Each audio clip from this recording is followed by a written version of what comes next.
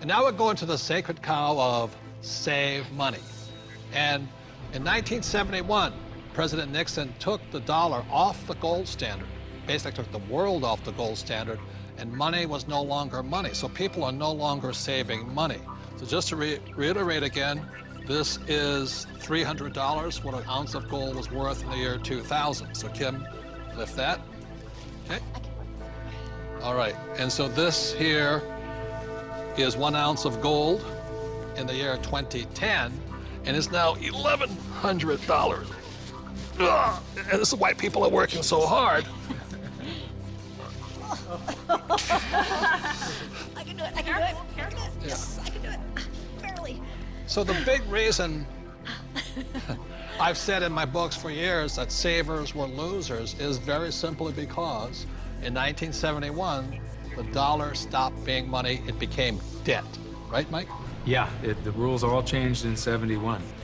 Before then, somebody, when they became working age, they could expect to put away 10% a year, and by the time they got into their 60s, they could retire on their savings account and expect to live off that interest. And in '71, everything changed, and they started creating currency on a massive scale. Worldwide. Ever since then, worldwide. And that is what causes inflation and the loss of purchasing power. So people thinking that they can retire, you know, back in the 50s, if you got $100,000 or $50,000, you could retire on that. Yeah. You know?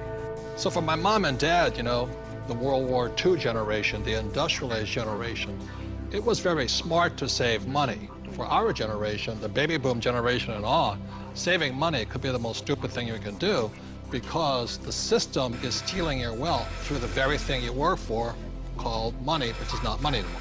Right. Real money is actually gold and silver. Money has to maintain its value over long periods of time. Currency doesn't have to. And this is historically, has always been, for thousands of years, this has been money. 5,000 years, this has been the predominant currency. It became money when somebody minted it into coins in Lydia in about 680 BC. And each unit had the same buying power as the next one. They became interchangeable. So let me ask you this. This printing of money out of just paper, this has been tried before, hasn't it? Many, many, many times, and there's always one result. You get far, far higher prices of everything, but especially real money. When they start creating a whole lot of currency, eventually, gold and silver lie in wait. And then when the public senses this inflation of retail prices that is caused by inflation of the quantity of currency in circulation, they rush back toward gold and silver, and they have for 5,000 years. So name some governments that have attempted to print money. The Weimar Republic. I don't know Germany. what I just did with that $100 trillion bill. He's got a The Zimbabwe, yeah. Look at this one. This is the most recent, a $100 trillion note.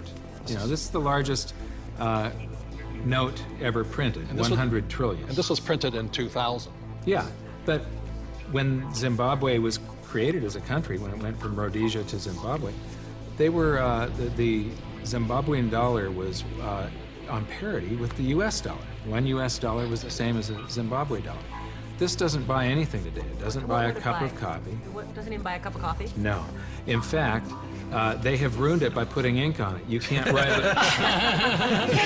you can't write a list, so it would have been more valuable at this point if it was blank. Right. See, the Greeks did the same thing when they started clipping coins. They just take the silver off of it. The Romans tried it, the English tried it, the Germans tried it, the Chinese tried it, and now the US is trying it. Yep. And so that's why saving money is probably the biggest mistake you could make right now, because today money is no longer money. It's now debt. I can vouch for that because my leg is now numb. So all currencies throughout the world are in trouble, the same way this Zimbabwe dollar is in trouble. And that's the problem with saving money. After 1971, it was no longer money. More than 70% of all the currency on the planet is US dollars. If the US dollar goes, the world goes with it. I'm preparing by getting fully diversified. I buy both gold and silver.